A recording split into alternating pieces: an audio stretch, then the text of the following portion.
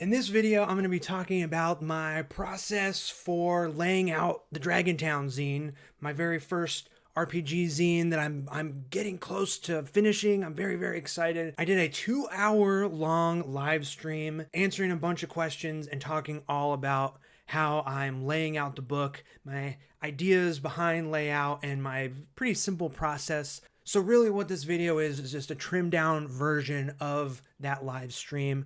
I hope you find it helpful and interesting. And if you have any questions, leave them in the comments. If you'd like to find out more about Dragon Town, the zine, there's a link to the playlist that has all the videos I've made about it, and also a link where you can pre-order it. So yeah, this video is a little bit different, but hopefully there's some cool information for you. Check it out.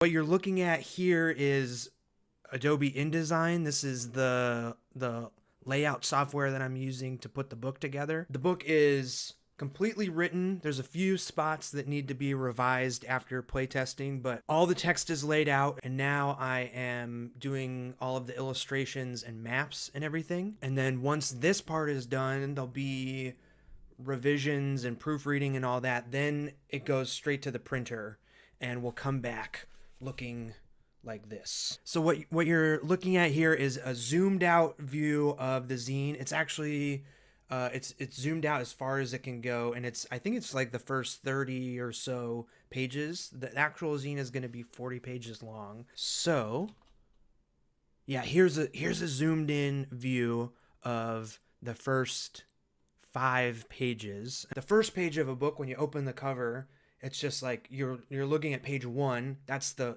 green box there.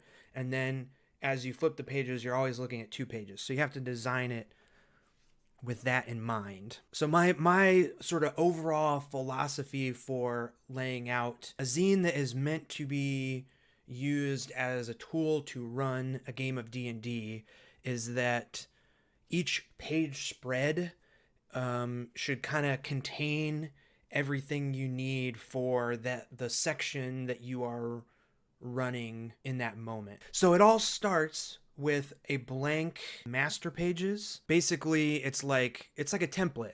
So I made this template. Usually when I'm designing stuff, I kind of put a 1/2 inch border around everything, but I actually bumped these out a little bit just so I could fit more stuff in. And then I have there's 2 columns, so this is going to be, most of the zine is laid out in 2 columns, and that's just to keep things super readable, which we'll talk more about.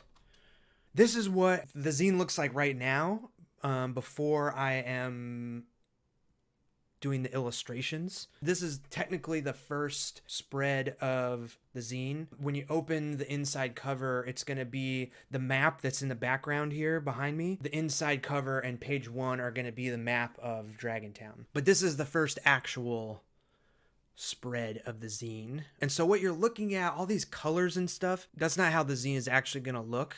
The type that's laid in, that's in there, that's formatted and organized, but these boxes are just my way of keeping things straight, sort of how I can like imagine the layout before it's actually done.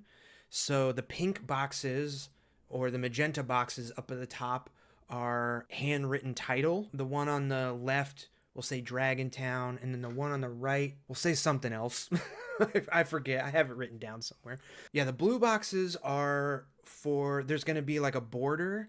So to sort of make things pop in the layout, I'm going to have spots where there's like a little kind of like parchment border with a drop shadow that's illustrated. You know, the idea is Flick Silverpin is making this guide to Dragon Town, this place, and there's like parts where he's like written important stuff or stuff that should stand out, and he's like stuck it in the book, kind of. The yellow boxes are places that I need to update, or in this case, write something new. This is where I think I'm going to put just some like, you know, links to some stuff that will be important, maybe like additional resource type things. And then the Black boxes, that's where illustrations will go. So this is going to be along the bottom. There'll be like some rolling hills and the castle, the ruined castle up on the hill. Yeah, exactly. This is a rough draft of the book. It's actually just the zine minus the illustrations. All the text is laid out exactly how it's going to look in the book. So a big part of laying out the text is, like I was saying, this is a resource for a dungeon master. So I want to make it as clear and as easy to read as possible. That means lots of text formatting, indentions, in this case, numbering things and, making bold titles and stuff. And in InDesign, there's a bunch of tools that allow you to do that. This is kind of what I keep open to the side while I'm formatting text. It's a little more involved than, like, say, the formatting in a Word document or something like that. You can control the spacing in between the lines of text. You can control the spacing comes at the end of a block of text in between paragraphs, how big, when you hit enter, how big that space is. If you look closely, you can see that the text, the lines of text, like, run up to the edges. So it's like a nice block of text. So that's something just to help keep these columns super organized and clear, easy to read. And that's all done with these controls that I sort of have open on the side. And then the other thing was, it took me a while to land on this new Spirit font. So originally I had one that I purchased that I thought I was going to use, but I needed something a little bit more dynamic, and I found this new Spirit font that I really like. Lots of control. There's a condensed version, which is really what I needed. I wanted something that had just a regular version for the titles. So like adventure summary, adventure hooks, those are like the regular bold version. And then all of the like body typed is condensed. And that's just so I can cram more and more information into the zine, get as much writing on the pages as possible, and not have it broken up into multiple pages per section. So, okay, this is where I'm actually going to show you the process that I'm doing now. So this is the Alley Cats spread. The dragon is missing from Dragon Town, and his treasure is left unattended in the castle. And so the Alley Cats hear about this, and they have come to rob the dragon of Dragon Town. So it's this group of 9 thieving cats. They're like putting together a heist to get into the castle and steal the dragon's treasure. And this is the 2-page spread that introduces them and like kind of tells all their information. The pink box is the title that's going to say the Alley Cats, and then all 9 of them are going to be illustrated and kind of put into where these black boxes are just kind of there as indication. And then there's a list of all 9 of them, kind of their personality and their jobs, and then there's stat blocks on the sides. So I get this all put together in InDesign, and then I'm drawing everything in Photoshop. So all the illustrations and the hand lettering and the maps and everything's done in Photoshop. So I'm kind of flipping back and forth between InDesign and Photoshop.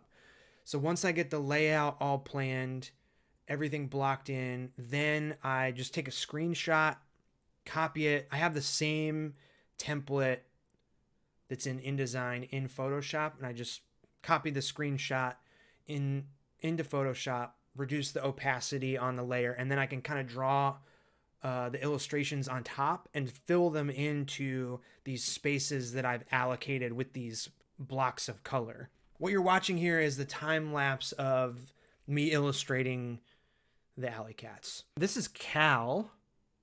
He is that's being illustrated right now. He is the friendly alley cat that actually doesn't like stealing from people. And so actually Cal and Torby, they both have bandages on their heads because they went into the Ugly Mug Tavern, which is another page spread in the zine. the tavern, which is where travelers would stay. They went in there when they first got to Dragon Town, and some trouble started. And the owner of the Ugly Mug, who is Zora, she is a half orc adventurer, retired adventurer, puts up with no mischief in her tavern, and so she busts mugs over people's heads if they cause trouble.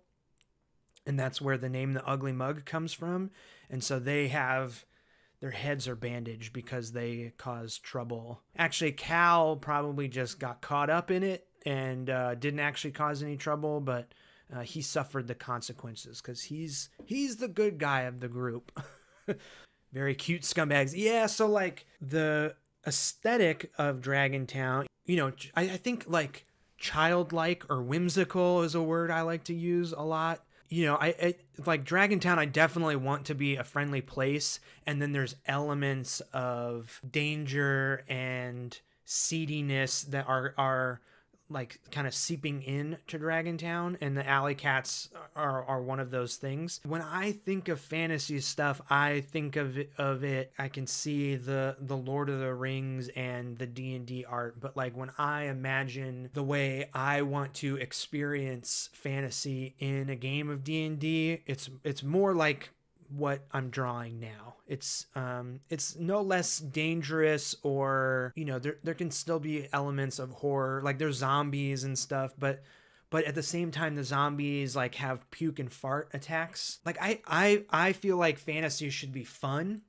and that doesn't mean that like danger and stuff can't be a part of it, because that's like what gives it stakes. And like there's like a little pop out note that Flick Silverpin writes on the Alley Cat spread that says, hey, if your group of adventurers goes down into the Alley Cat's hideout and they're all there and they pick a fight, like your group is probably going to die because there's 9 Alley Cats and they all are going to protect their hideout. They're not opposed to using poison and cheap tricks to win a fight.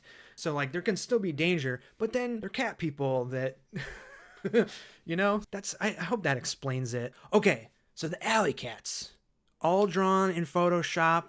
I save out each little section so I can move them around. So like right now the layout has all these lines going everywhere, and it's basically each illustration has a bounding box on it. Each block of text has a bounding box on it. You can easily line stuff up with the guides. Once I import the illustrations into InDesign, we're back in InDesign now, by the way. It's super hard to look at with all these bounding boxes. So what I do is turn off, you can like turn on overprint preview and turn off all of the guides and the bounding boxes. And this is actually what the zine is gonna look like. There's not gonna be lines and color blocks all over the place. It's gonna be nice and clean. And then from this point, now I can start like nudging all the little pieces and parts around, making sure that everything feels balanced. Like if you look at this page spread, you know, cat caper and feline crime are like too close up at the top. The illustration, you know, it's like too crammed in there, and then there's too much space down at the bottom, and then on the other page there's too much space in between. It's like the opposite problem. The text and the illustration don't like bump up enough. They don't sit well together. So now I gotta like start moving stuff around, and eventually I get to this. So now it's a little tighter, right? And I decided if I wanted to be really, really helpful, I should just go ahead and label all of the cats. There's 9 alley cats. That's kind of an overwhelming number of characters for a DM to keep track of. Even though there's there's a very clear list of who everybody is, what their deal is.